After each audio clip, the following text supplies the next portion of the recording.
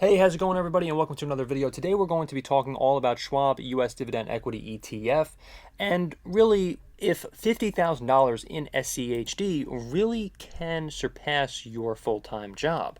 And before we start, remember to leave a like and subscribe and hit the notification bell for more. Remember, if you can't subscribe, I cannot continue making videos just like this one for you, and I really want to provide the best information possible when it comes to ETF stocks and personal finance.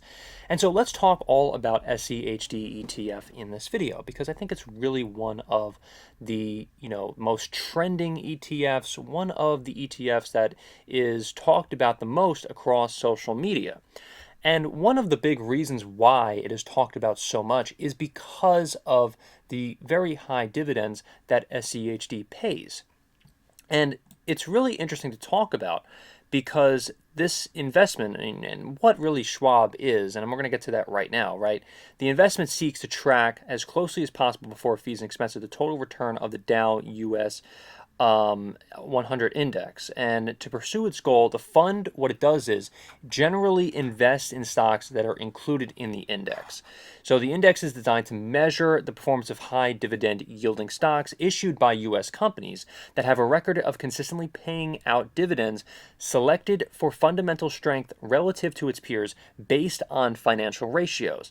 The fund will invest at least 90% of its net assets of these stocks. The rankings show that U.S. News, right, evaluated the 152 large value ETFs and 60, made a list of, and these are the highlights of the best passively managed funds for long-term investors. Rankings are assigned based on comparisons within a category, right? So SCHD is ranked very high, okay? The top holdings, of SCHD are companies like Broadcom, like Home Depot, Texas Instruments, Verizon, Chevron, Coca-Cola, Cisco, and the list goes on and on.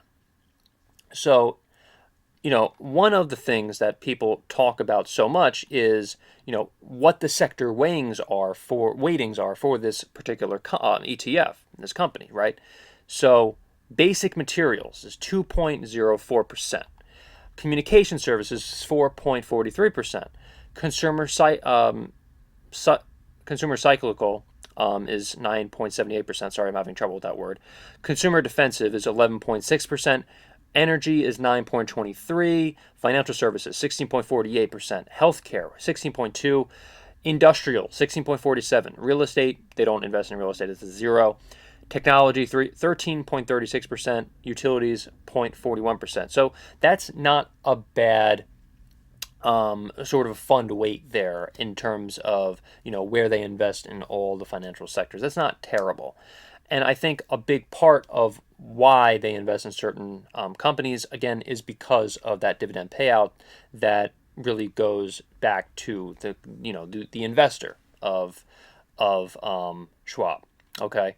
So $50,000 into SCHD ETF.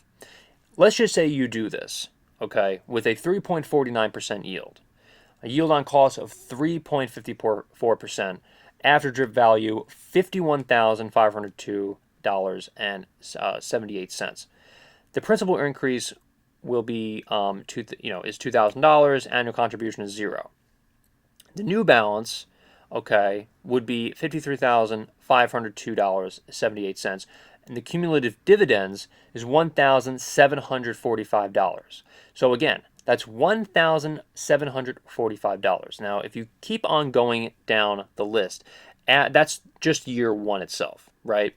So if you go all the way down to year 5, and you look at $65,996 with no annual contribution whatsoever. You have an annual dividend, $2,719.64 with the yield of 4.6%. That would be, your new balance would be $70,947.99. So you can just see up and down the list as it goes down.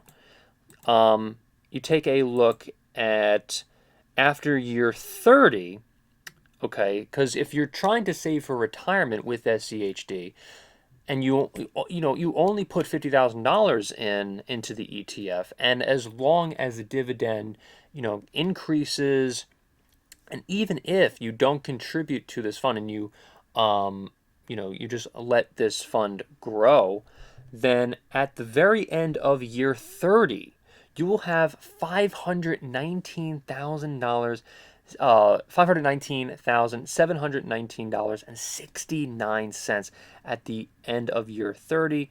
And again, you only put in $50,000 in SCHD.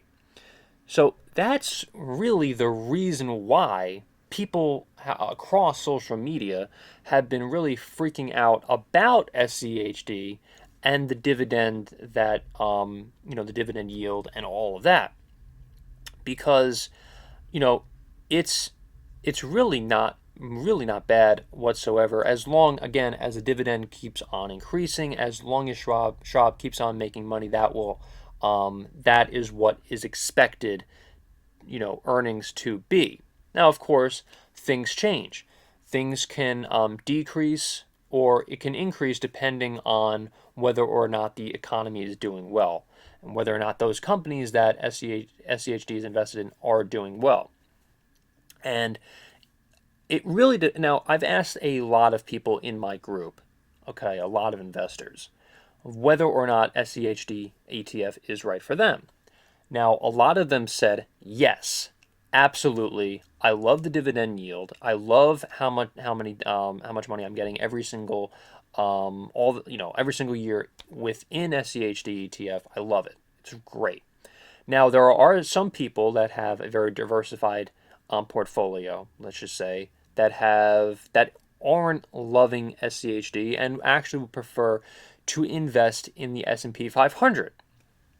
And it really just depends on who you are, whether or not you really want to contribute $50,000 in SCHD for retirement, or if you prefer another company that that will give you possibly a better return, depending on, listen, better returns could also mean that there's higher volatility depending on which company you invest in.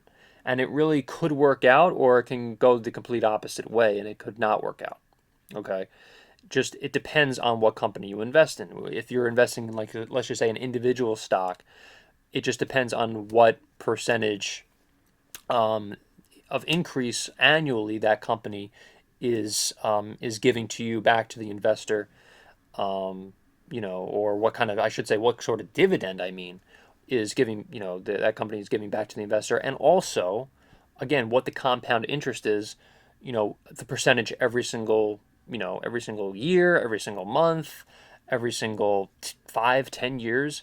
It really just depends on what company you're taking a look at. Now, again, back to SCHD ETF, there are a lot of people that absolutely, again, love this ETF. They love the dividends.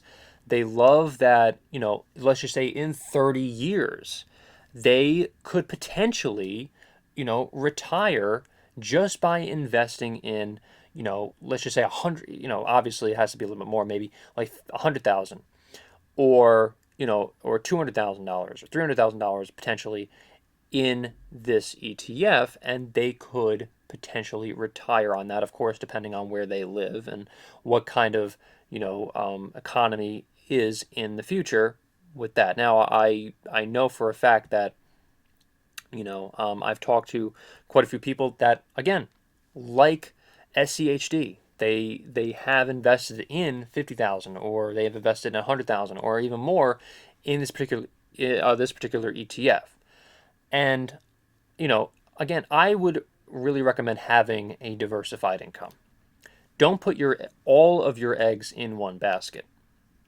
What I love about ETFs is that they don't have all of their eggs in one basket. They have a nice diversified ETF. They're, as I just read all of what they invest in, like Home Depot, for instance, they have invested in all of, all in all different sectors across, across the economy, consumer defense, energy, financial services, healthcare.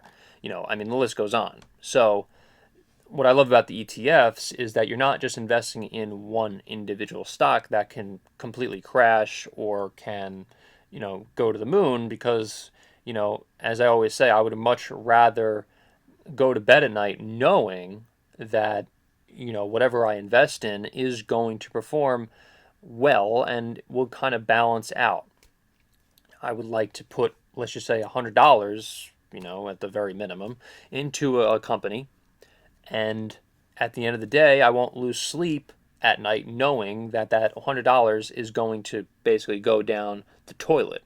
And at least I will know that I will get a lot of that money back in dividends, at the very least. And of course, I would certainly, for the love of God, hope that compound interest will occur. And by the way, just to backtrack for a second, compound interest, in my opinion, is extremely important, probably even more important a lot of the times than dividends. Let me be very clear about that. Compound interest in stocks and ETFs as well, and the S&P 500, depending on, doesn't matter what it is so vitally important, because like there are companies that I would never recommend or I would never invest in myself because it doesn't matter what kind of dividends they pay out. If the company is not performing well and growing every single month or every single year, every single 5 years, 10 years, whatever, doesn't matter. Compound interest is by far the most important, and growth is the most important when you're investing in a stock or an ETF. It's vitally important, and that's something you also have to keep in mind when you're investing in ETFs as well. So again, I'm not a financial advisor. You can take a look at the description below for that. I'm just stating just my opinion, and this is really just for entertainment purposes only. I just wanted to get that out there as well. And really just take a look at all of your options before you invest. Obviously take a look at everything. Take a look at ETFs, Vanguard ETFs. It doesn't matter, like individual stocks or the S&P 500, how they're performing, what the annual reports say. It just depends on who you are and what type of investor you are, whether you want to live off of dividends and also for the love of God, again, maintain that compound interest as well and save for retirement. What kind of companies you want to invest in, what kind of companies you know about. It really just depends on who you are, and this is just an option. It's just an option to take a look at, and I just want to be very clear about that. So SCHD is, and it's not, in my opinion, it's not the worst option in the world. It's really not. But again, it really just depends on who you are and what you like when it comes to dividends and ETFs. All of that, right? What kind of dividends they pay out, and what kind of, if you like the ETFs and what they're invested in, and so on and so forth. So I really appreciate everyone taking a look at this video. We have a lot more videos on the way, a lot more topics on the way. Thank you so much for watching, everybody, and I will see you in the next video.